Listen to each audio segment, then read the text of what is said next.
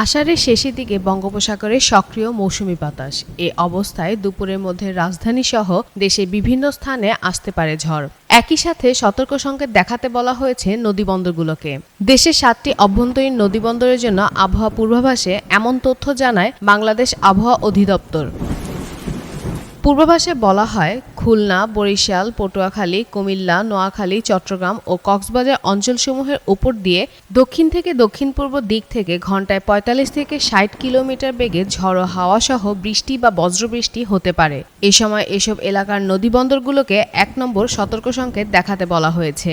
রোববার দুপুর ১টা পর্যন্ত দেশের 7টি অভ্যন্তরীণ নদীবন্দরের জন্য আবহাওয়ার পূর্বাভাসে এ তথ্য জানানো হয়েছে।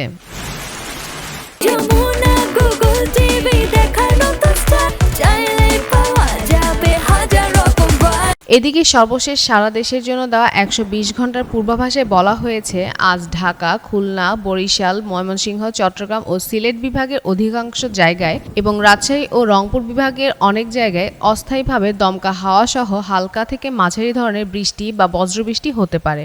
সেই সঙ্গে সারা দেশে কোথাও কোথাও মাঝারি থেকে ভারী বর্ষণ হতে পারে। সারা দেশে দিনের তাপমাত্রা সামান্য বাড়তে পারে এবং রাতের তাপমাত্রা সামান্য কমতে পারে।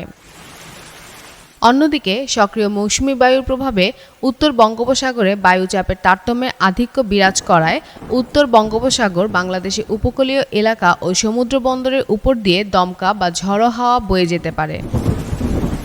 ফাতেমা ফাতেজান, যুগান্তর নিউজ।